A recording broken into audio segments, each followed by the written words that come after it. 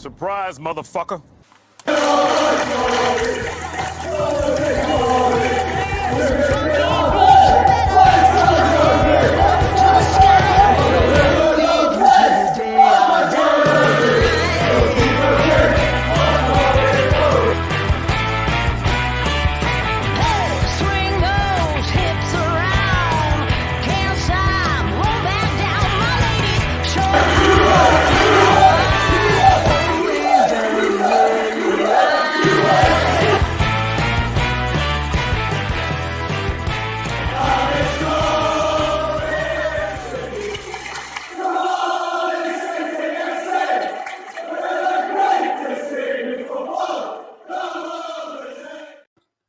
Good evening, one and all. Welcome to the Fleur Hour on Cardiff City World, brought to you by the beautiful guys at East Podcast Nation. I am here with my co-host. He is the salt to my vinegar. Not only that, we do have a very special guest tonight. He is Davy Jones' favourite son. He is Mr. Andy Campbell. How are we doing, mate? So thank you so much. Good evening. Yeah, I'm very well, mate. Yeah, thank you very much. Awesome. So we figured out. Is my internet playing up, or is your internet playing up again, Rob? No, mine's fine, mate. I can see you fine. Yours is. I know, it's just buffering a bit for me. Andy, you getting any issues? Yeah, I'm all right. I can see everybody. Yeah. So it's a Matt Angel problem, man. So obviously, guys, this is the review show. We'll talk about a little bit about what's happened today, the fun that happened at Cardiff City Stadium this afternoon, and obviously got the wonderful Andy Campbell with us as well. So I'm sure you guys have lots of questions, as do I, for him as well. Ange, obviously you was there today in attendance. How was it being there? I was quite surprised, really, how many empty seats were there, considering it was 50% off as well for tickets. I was disappointed, really, with the overall attendance. The Middlesbrough fans were in good voice, in fairness. I'm not sure if Andy knows, they got a gentleman who stands at the front, Yusuf, so they were asking Yusuf to sing songs throughout the day, but I think we started well. He was unlucky, a sloppy goal to concede right before half time, and it just ruined us, really. And you obviously watched the game. What was your, put your Cardiff hat on for a second, what was your thoughts of it, mate? Goals change games, don't they? And I think when you give goals away on the stroke of half time, and then you give another early goal away after half time, it's the two worst times to give a goal away. You know that the manager's team talking about it being set just before Matt Clark scores, and then half time you regroup, you go again, you speak about what you want to work on, how you want to do things in the second half, and you give another goal away, and then you go and give another goal away very quickly, and by then it's game over, you know. And I think there was nothing to play for both teams. I think Middlesbrough handled that much better. I think they played with no fear. And listen, I know we're going to go into the season as a whole, but just in isolation in this one game, I think the manager got probably things all wrong. There was nothing really which excited Cardiff fans. The players didn't at times probably look disinterested, and maybe Middlesbrough's bonus was they were away from home. You know, they've got the last game of the season next week, and I think Middlesbrough will probably have the same thing. If you don't get the fans excited and you don't get excited yourselves, then it's hard to really be up for a game which means nothing for anybody. Yeah, I've never seen a Cardiff City Stadium empty as quickly as that. Considering it's the last game as well, and fans were asked to stay to the end for players to. It's bonkers. Yeah. I think from a supporter's point of view, I think they've got every right to probably voice their concerns with not being there. It's been a very frustrating season. You know what I mean, with the expectations about bringing Aaron Ramsey back to the club and having a new manager in place and doing everything that they're trying to do. It's finished in a real negative way and a real heavy defeat, which it shouldn't really happen. You know, the players there today, no fear. You know what I mean? There's nothing on the game. Go and give it something. Go and finish on a high. Next week now becomes pressurized for everybody. You know, an away game which didn't need nothing on it, I think has a lot on it because the manager's under a lot of pressure. I think all the players are under a lot of pressure now for a game which should mean nothing. I think now becomes quite important, and it shouldn't really be like that. And I think players have to take responsibility today, along with the staff. But the fans are the ones who suffer. You know what I mean? They suffered today. They've suffered the majority of the season, and next week's going to be a tough one because if you're a Cardiff City supporter, do you waste your money, your time, and your effort to go and watch a game which means nothing, with next season in mind, or do you go there full of optimism that you're going to see a team put a shift in and put the effort in for the badge and for the club? You know. A bit of a quick question for you. Yeah, it's a difficult one, and I think obviously the hardcore fans will go. As obviously ex-forward, what importance does like a forwards coach have on you as a player? Obviously, when you doing your career, obviously you have managers and things like that, coaches around you, etc. But as a forwards, I'm assuming you had forwards coaches during your years as a pro. How important are they to you in your development? I never had one all the way through my career, you know. I think it's only now recently, I think they've come into fruition. They've come into their ideas, defensive coach and attacking coach, goalkeeping coach. You know, listen, they're all specialised positions. And I think for a centre forward, for movement, to understand positionally where you should go, where you shouldn't go, shooting drills, even defensive work for understanding when to close down, when not to close down. I think it's so important. And I think only from a coaching point of view now that I understand how important it is to defend from the front.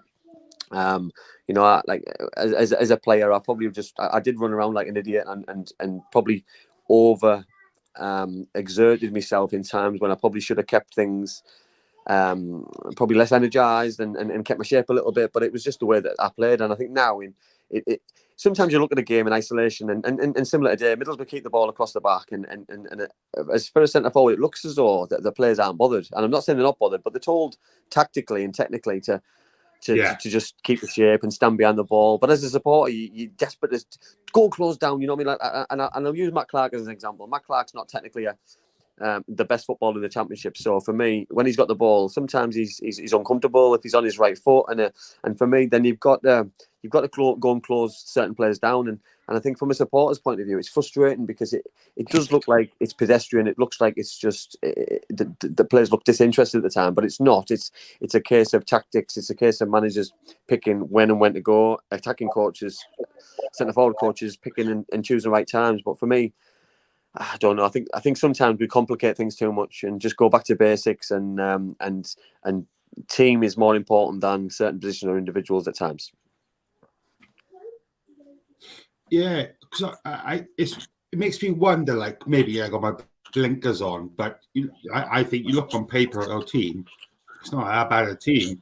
But then some of the chances we're missing, and then on either end of the pitch, there's some of the goals we're conceding. I do wonder whether it's more of a coaching issue from that perspective and that position, which is causing the problem as well. I know obviously these guys are professionals, and I mean these guys have been professionals for many years, but I do wonder whether if it's like, you know, whether it's a defender, goalkeeping coach that we need to reassess, as is the same for a attacking coach. Do you know what I mean? I don't know. I'm just trying to pick things together and trying to figure out what the issue is there with it, you know? It's difficult. It's difficult because the manager's brought his own team in, or usually a manager brings his own team in.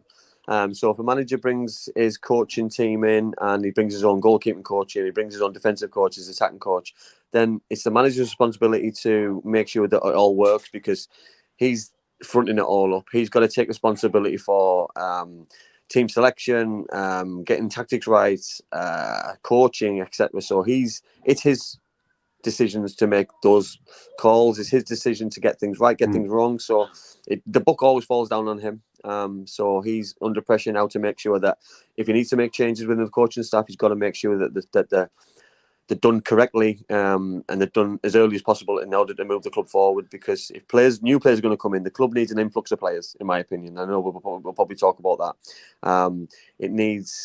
Things need addressing from the top. Listen, the club is a bit of a mess in terms of the way it's been run, the way that it's been handled, probably in the last few years, and it just needs to be better. The fans deserve better. The club deserves better. The whole city deserves a really successful club. But getting out this championship is the hardest league. You know, like Ipswich Town have gone up and potentially going to go back up again.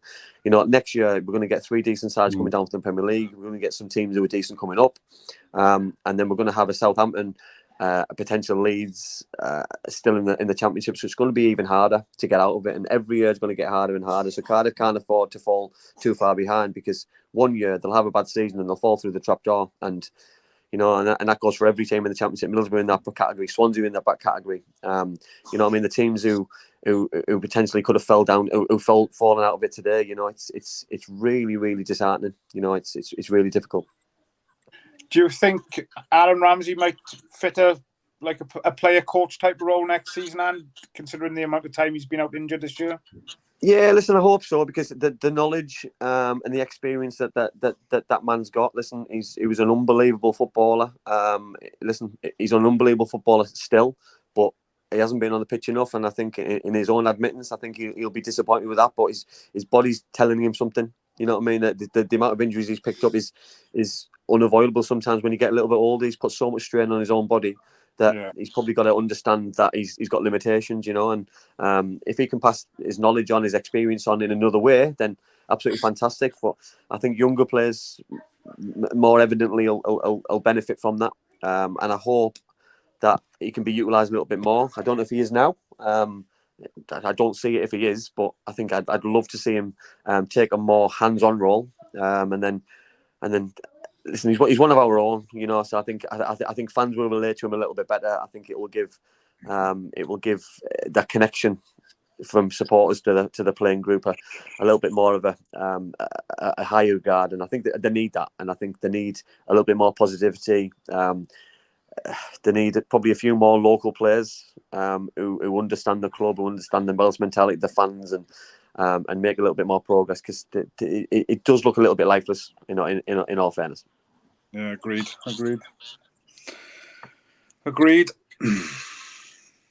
And that's disappointing. That's disappointing when I say that, though, because I'm not saying players don't care, but I think, listen, I came through with a lot of Welsh players. I was told how local players, Rob Earnshaw, Danny Gabidon, James Collins, Andy Legg, Jason Bowen, you know, Martin Marginson, all these lads who love the club and had a real understanding and a connection with supporters, and we were scared to let people down. You know, I remember the first season of losing the playoffs against Stoke City. I understood that night the importance of what we'd underachieved and how much letdown we'd done to everybody, and going into playoffs the following year when we got promoted, how scared we were to fail again. So, you know what I mean? And that was just, that's a group of players, you know. And I think it's good to be scared. It's good to go into games understanding the importance of it. But I think players need to take responsibility, and I don't see that maybe in the group of players now. And I don't think that's a 2024 thing, and that's a different mentality of football in a minute. But you know what I mean, we need to get back of looking like a team, and instead of just having a bunch of individuals just flitting around the football club. What would obviously go on, sorry, bud. I just wanted to ask Andy the question. I don't know if you've been on the end of a thumping like that and seeing fans go out, you know, on 55, 60 minutes. Mm-hmm. But did the players feel that after the game? Is that a massive disappointment as a player if you see your home crowd leaving that early?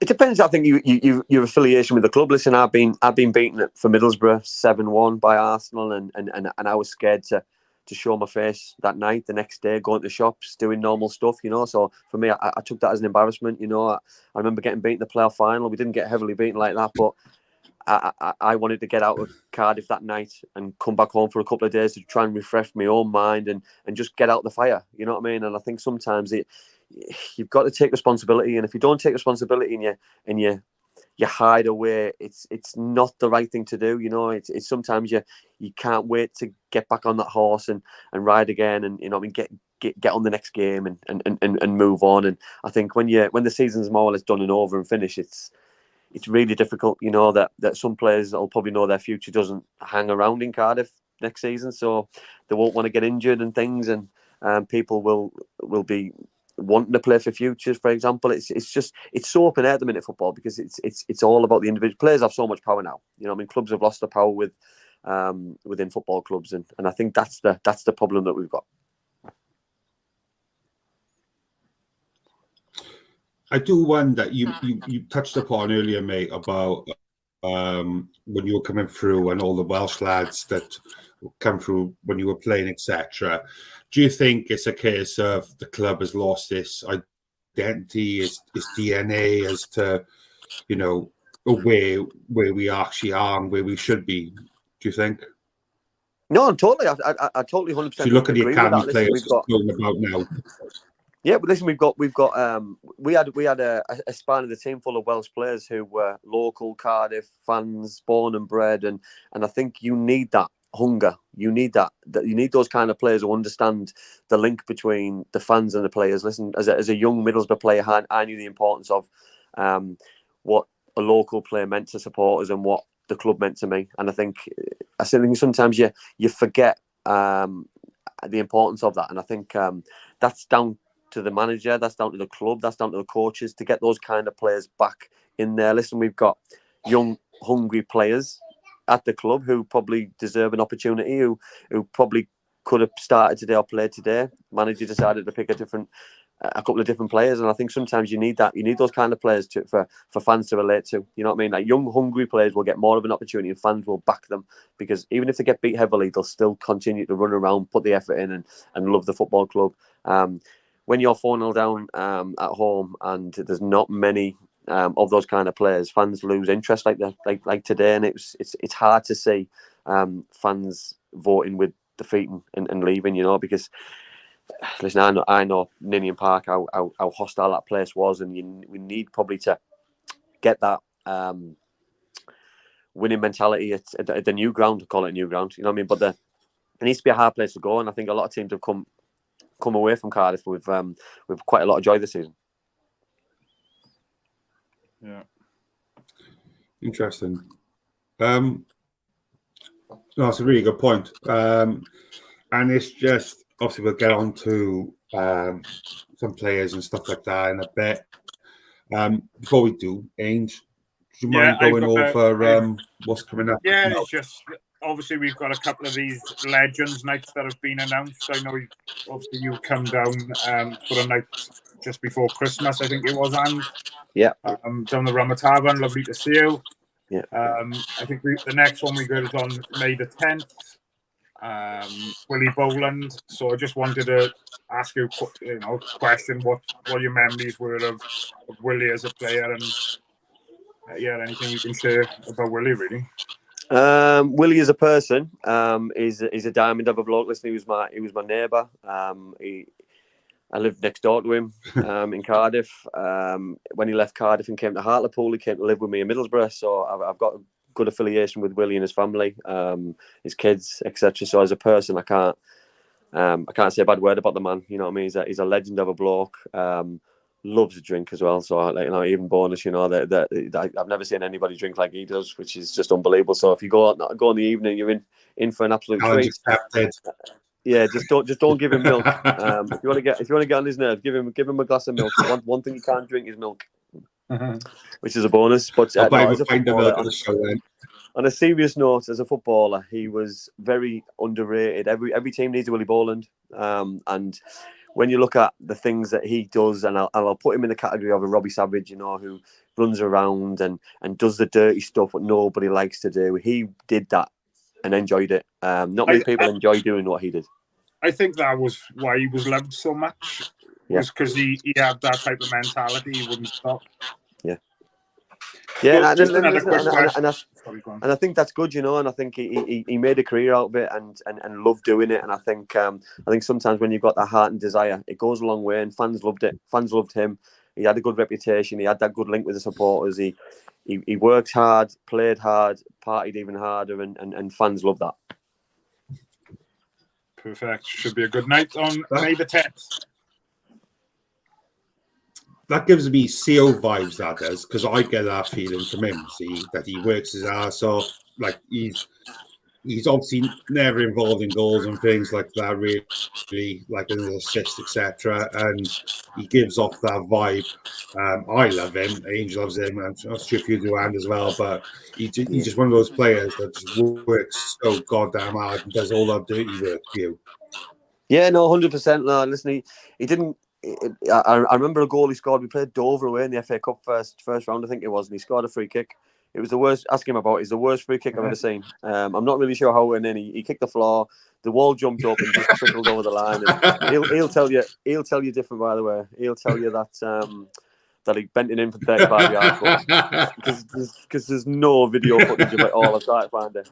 Absolutely not. It'd be black and white video for that. What was your experience of the night you come down to Cardiff? And was it something you enjoyed? That like Legends night? Is it, what would you say to a potential fan who might be interested in going? Do you think? If you've got a love for Cardiff City and you've watched Cardiff City from where they were when in our era when we played, go along, because the stories are unique. The stories are honest. We had a love for the club. I wasn't a Cardiff City fan. I fell in love with the city. I fell in love with the club. I fell in love with the players. I fell in love with everything about it. And I keep coming back because everyone's just so nice to me. It's definitely go along. It has a great vibe about it, and like long may they continue, because you know what, it's nice for us to be able to reminisce and talk about those experiences because we're not local players and we can't do it very often. It's nice to be able to do these kind of things and talk about our experiences because football doesn't last forever, for a player. And I think when you support a club, it's you go through the highs, the lows, a lot of lows as a Cardiff fan and as a Middlesbrough fan. And it's difficult. And listen, I'm a super fan. I got to all the Middlesbrough ones from '86 when it's the Bernie Slavens, the Gary Palaces, etc. So I still do now what you guys do when we come over, so I'm no different to anybody else. When I run the podcast with Sai on his Podcast Nation, and we had the Emil Heskies on the show, we had other people on. Listen, I played with those guys, but I was a fan. I loved asking the questions. I was just sat, just loving life and just really enjoy doing it, And I think it was, I think when you've got love for football and just love listening to people talk about those kind of times and eras, because football now is so distant in terms of where it used to be, there's no fan and player link anymore. It's a business, and I don't think that'll ever come back. If I'm perfectly honest, I don't think. I think the gap will get bigger, which is such a shame because football is such a fans game, and without the fans, football's nothing. Because I think it showed that in COVID. Yeah, 100%. Gents, I'm gonna have to love you and leave you, gents. And it's been lovely to see you, my friend. My pleasure, mate. You take care. Love to you and the family. I hope your daughter's still smashing the goals in as well. Always, mate. Yeah. Yeah. Happy days. She doesn't follow her father then. Take care, guys. Ciao,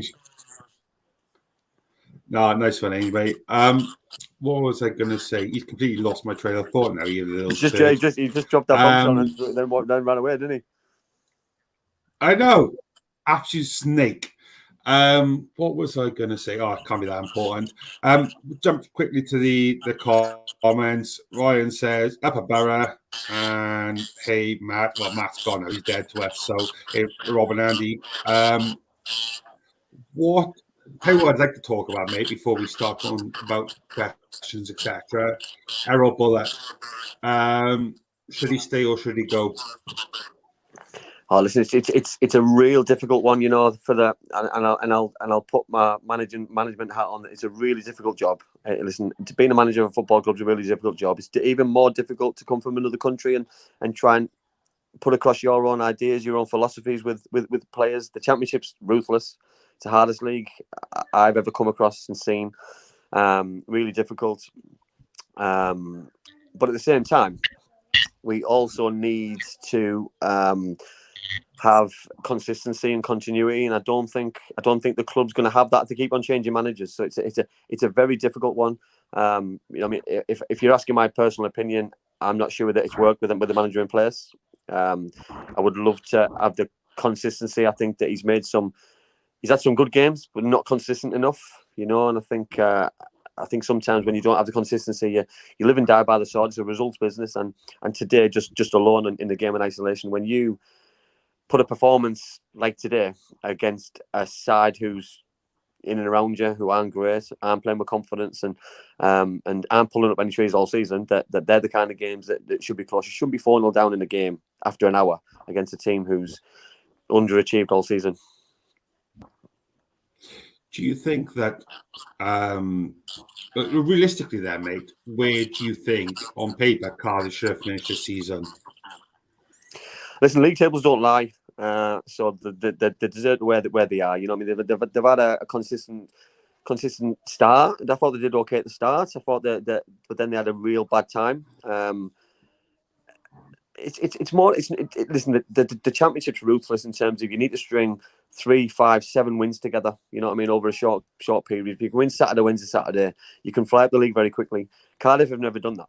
Middlesbrough have never done it, and that's when the show that I do about Middlesbrough, it's the same thing. We talk about the same thing. The teams who've been consistent throughout the season are the teams who've strung back-to-back wins together. And when you don't have back-to-back wins, you fall down the league as well, and you get caught into something which is just inevitable. That the teams who are going to get relegated this season deserve to go down because they've been the worst throughout the season. But the teams at the bottom have caused Cardiff problems. The teams at the top blew Cardiff away, so they're lucky that they're beating teams in and around them. And obviously beating Swansea once this season is good for the club, good for the fans, but it doesn't really excite anymore. They need to do the double over them. You know what I mean? And if they didn't win the first game, it puts severe pressure on the second game, for example. And I think the manager has underachieved, and I think there's a real difficult decision to be made. I think he's put himself under pressure next weekend for the last game of the season, which I didn't think he needed to do for today. I think today should have been more positive, and shouldn't have been a 4-1 game. But in the end, you give goals away just before half-time, just after half-time, and then get blown away in the first 15 minutes of the second half. You just don't give yourself an opportunity to succeed. Sorry, I will say hello to you in a minute. But it just says a lot about the Championship. Excuse me, like when Leeds losing 4-0 to QPR last night, that speaks volumes about how crazy and unpredictable the Championship. Leeds, who are knocking on door for automatic promotion, to get done over. Maybe was it at home? Were they at home last night? Well, they lost 4-0 to QPR. So it's bonkers, mate.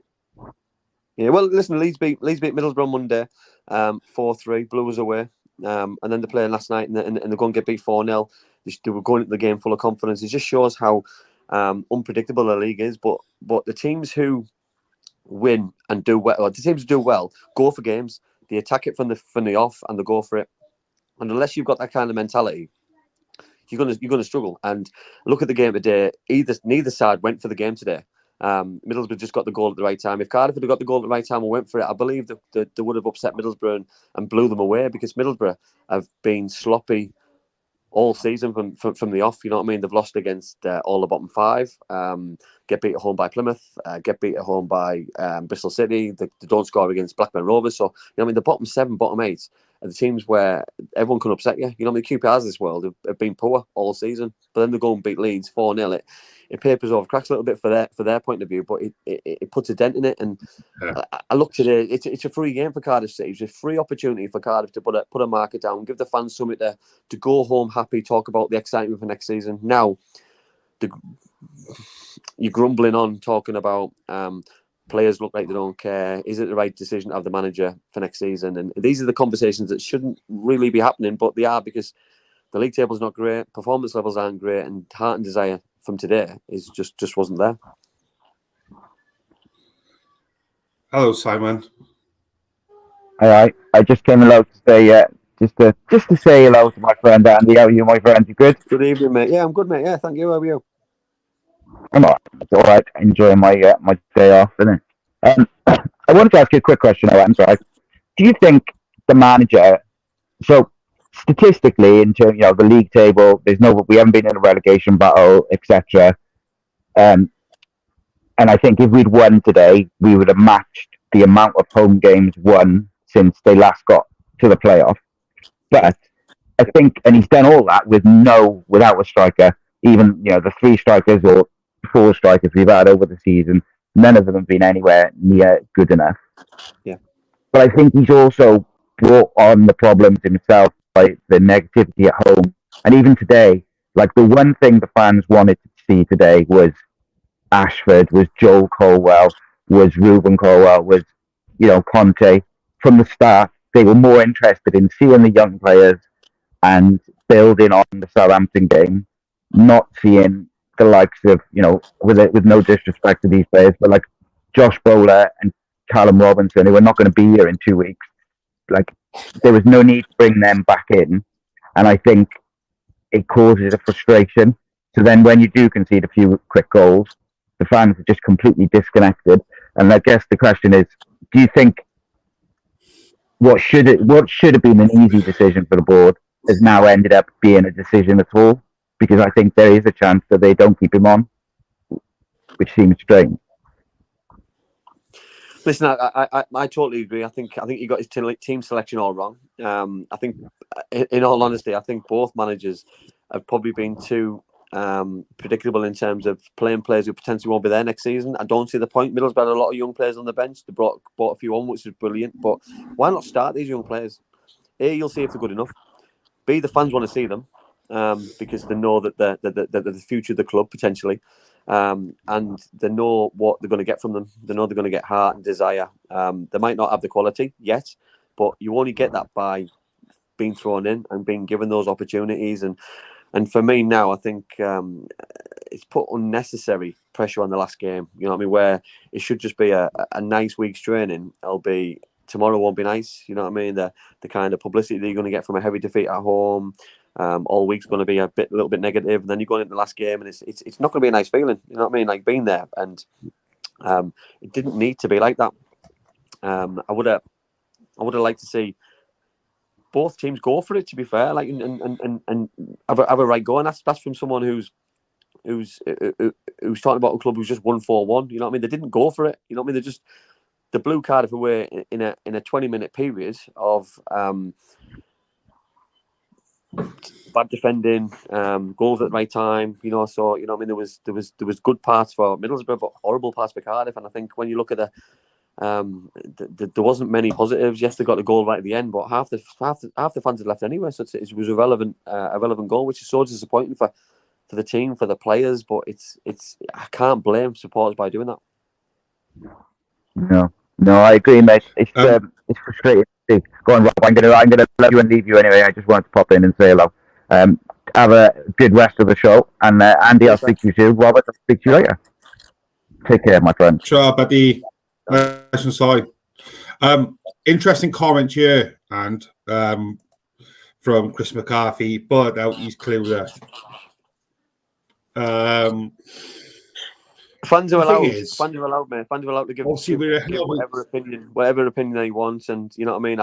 If you're talking about today, he can't be far off, right, in terms of what witnessed today. You know what I mean. Team selection wrong, tactics wrong, looked lifeless at times in long periods. So it's a real listen. The manager's a results business. You know what I mean. You live and die by the sword, and today he's massively been let down by players, but also let the players down as well. So it's a collective responsibility, but a manager has got to take responsibility and step up and stand up and front it all.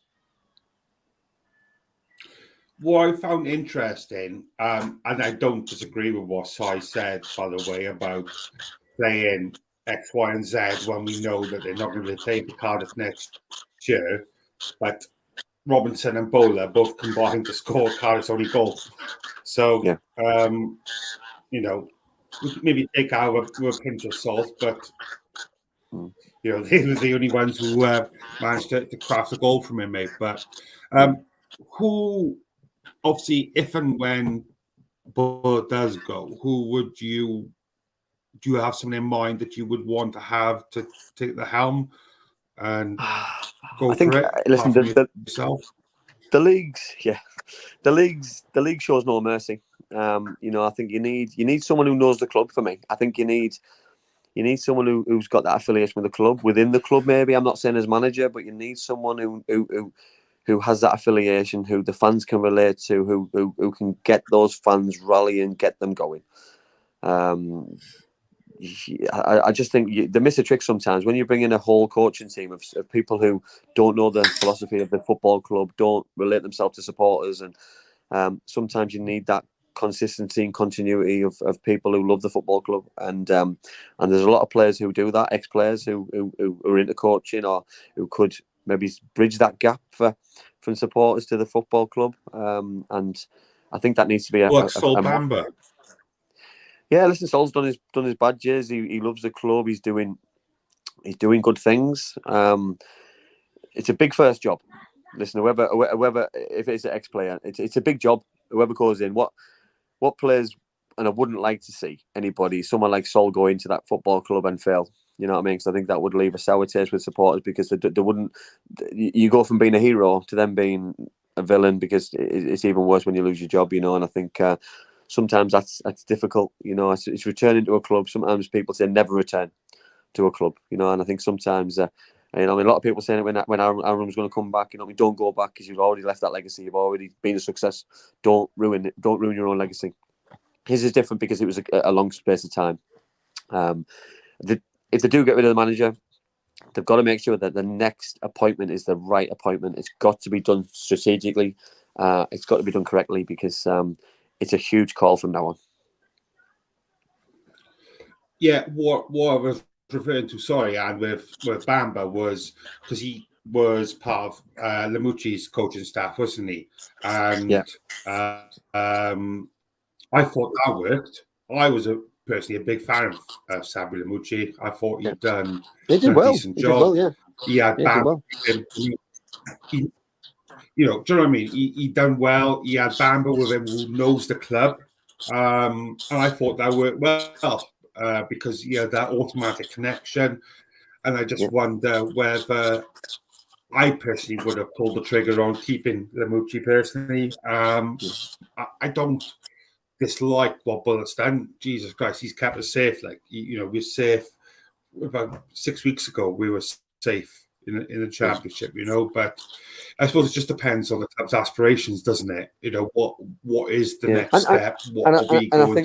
And finances as well. I think financial, because financial fair play is involved, and getting rid of a manager. Is there a payoff going to be involved? How much have we got for a new coaching team to come and flush throughout? How new players are going to have to come in? It's ruthless now, because you've got the parachute money from the Premier League teams is a massive gulf. It makes the league so unfair. But you know what I mean. It's I wouldn't be complaining if it was given to the club. So it's a real difficult one. Reece brings a good comment here. Just read Dalman said he's hoping to get Bullet a new contract over dinner tonight, but soon and admitted it's a bit of a ridiculous situation at the moment. So. It just sums it all up, really. If I was taking Bullet out for a meal tonight, I think I'd throw me dinner at him.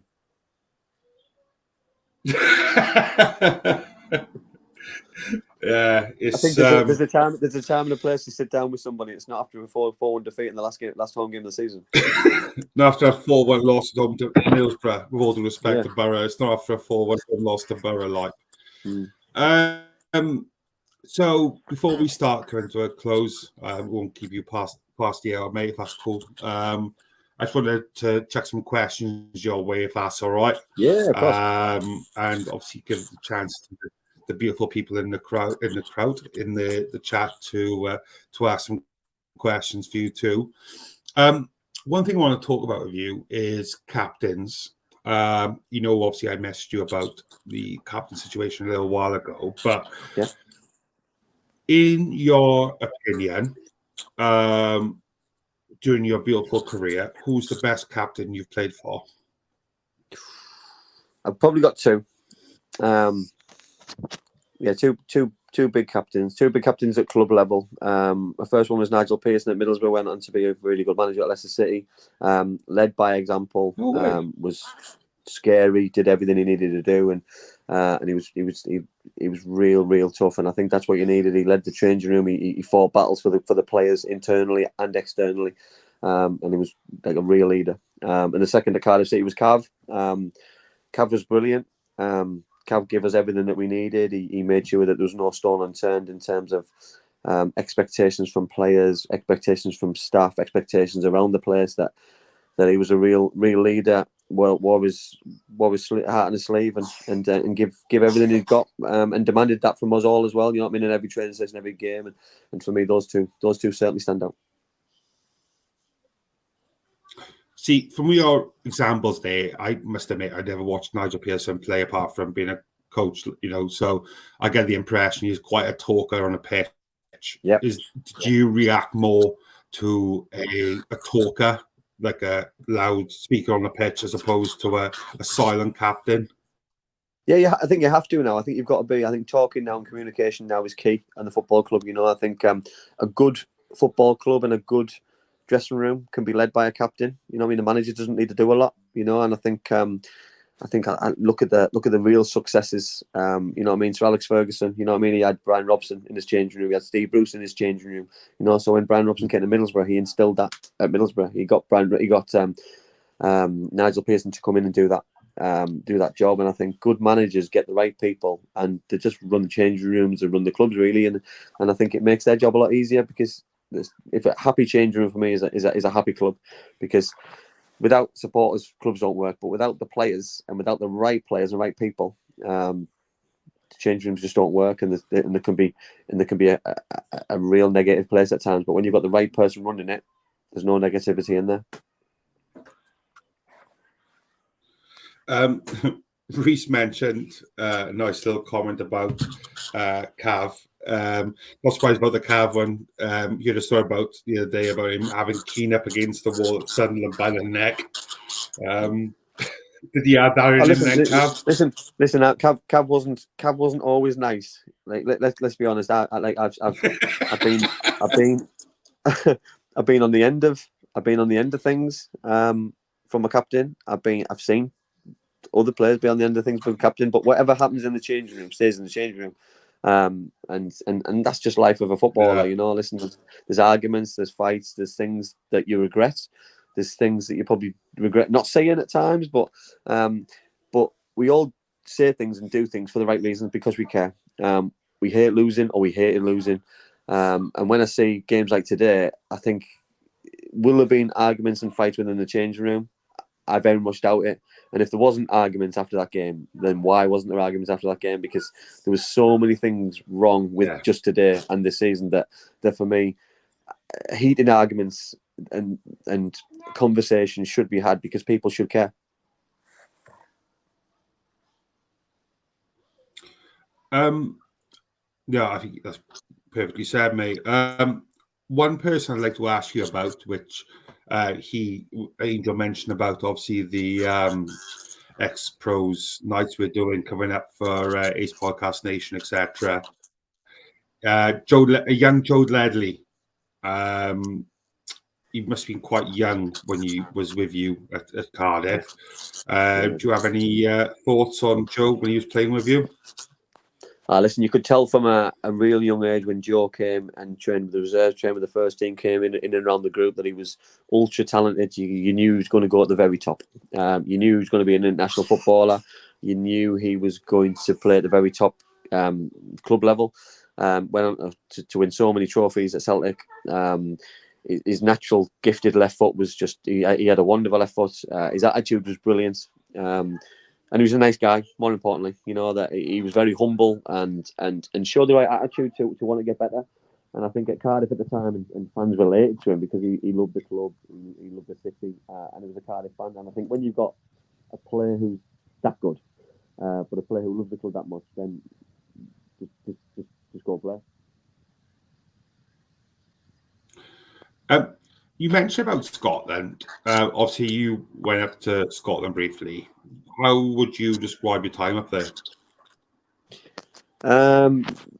Difficult. Listen, if you play for Celtic, I can imagine it being quite easy, or Rangers, or maybe Aberdeen at the time, or one of the big boys. But I played for Dunfermline. We played against Celtic and Rangers, which was a great experience. I played against Celtic at home for Dunfermline. We got beat 8-1. They had Neil Lennon, they had John Harton, Roy Keane, Henrik Larsson, Chris Sutton. They had the best. They had the best of the best at the time. And they absolutely blew us away. It was 8 going on 28, if I'm honest. It was difficult, same as Rangers. Go there, don't touch the ball for 80, 85 minutes and just try and keep the score down. I played against Celtic in a cup final and it was 3-0, but it probably could have been the same score again. It was really difficult, but when they do the split in Scotland and you play against the teams in and around you, I like the split because the split meant that you were playing against teams in and around your levels. I'm not saying my own levels, but at the levels at the time, we needed to fight against teams that were in and around us, and we ended up staying up and not getting relegated because we had enough within the season to beat the teams in and around us. But it's nice opportunity to play at Parkhead, at Ibrox, at Hampden Park, at Easter Road, at the Rhodri, and play against all the best sides, the good sides, with the big attendances. But the goal in class in the league is outrageous. And I'd like to see Celtic and Rangers potentially in England to see if they can mix it up a little bit and do as well as what the fans say. But in reality, is that ever going to be possible? I very much doubt it. Have you? Sorry, Anne, mate. Is your headphones gone or something? No, I've not got headphones in. No. I might have had. Oh, there he is. I might have had my hand over the microphone. He got so carried away, he had his hand over the microphone. I held my phone differently. Not to dwell. Sorry, my girlfriend just texted me and just said that I've gone quiet as well. I must have had my hand over the microphone there. Sorry. She said that's the quietest you've ever been, I expect, was it, mate? Yeah, she wasn't complaining publicly. Just a quick one, not to dwell, sorry, on the Scottish League, etc. But how did that come about then? How come you moved up to Dunfermline? Or went to play for Dunfermline? I went into Cardiff one day, and my best mate Dave Jones told me I wasn't wanted, so I had to go somewhere very quickly. And there wasn't too many options if I'm honest. My agent had spoke to a couple of clubs. I had an opportunity to go to Holland, to go and play for Den Haag, and at the time I had a young family, so I don't think that was a real offer. It was back up north, which looked quite appealing for me. It was closer than Cardiff was, really, in all fairness, to go back home and then build a different life. Because I was I needed to get out of Cardiff. I had to leave because I was training on my own. It was a real difficult time mentally, and I wanted to play football. And then when the offer came there, I went down to go and speak to the manager, and it was appealing. Listen, I played against Celtic, Rangers, some good sides. They were in the quarterfinal of the cup at the time, so it was an opportunity to get to a cup final, which we did, and played. I started in the final, so it was a decision that was the right one in the end. And then I left there in the summer. I did a year there. I left them in the summer, and then I had to go again look for another club. But it was a good decision for me. It's just the standard of the league is difficult, really. I appreciate it. Thank you. So before we start wrapping up, etc., guys, make sure you get your questions and things like that, because I don't want to be myself just the one who bombarded Mr. Campbell with all the questions. This may well have been asked to you 1,000 times over. Who was your favourite strike partner that you've had during your career? My favourite strike partner. Well, I probably got 3 different ones in 3 different eras. I will say eras. I have 3 different clubs. So when I was at Middlesbrough, I loved playing up front with Brian Dane or Hamilton Ricard. You know what I mean? They were two big men, physical men who did all the stuff that I didn't enjoy doing. You know what I mean? They were getting battered off centre halves and give me an opportunity to do the stuff that I wanted to do. When I went to Cardiff, it was it was lovely to play with Thorny or Leo, because they did also those things that they'd flick the ball on, they'd give me a chance to play behind and do the things that I really enjoyed doing and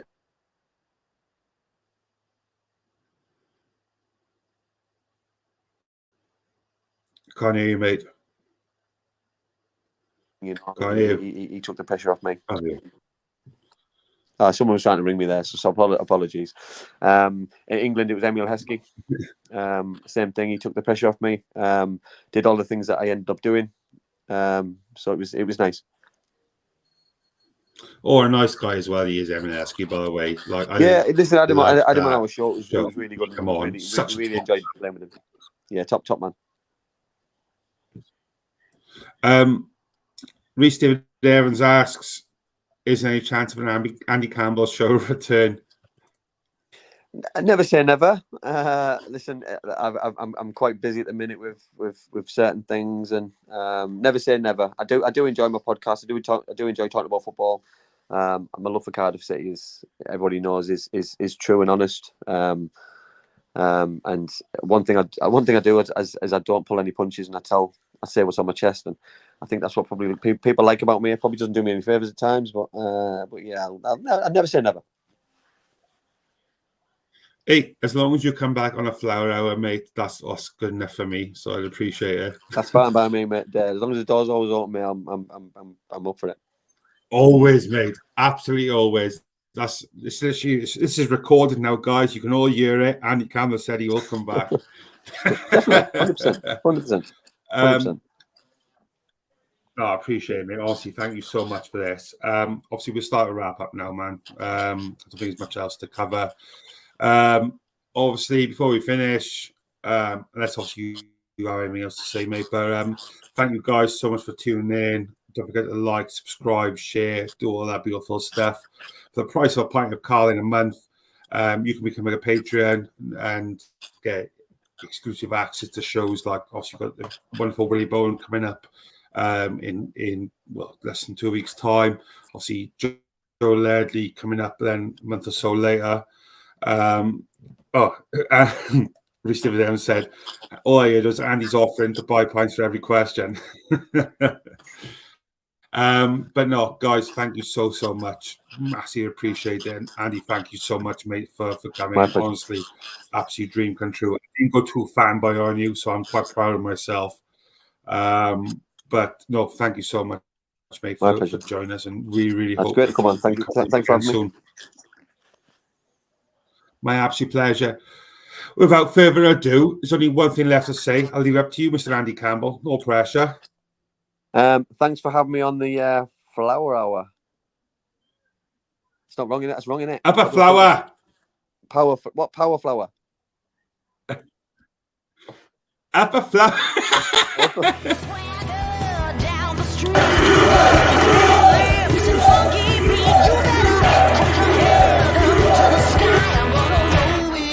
The day I die.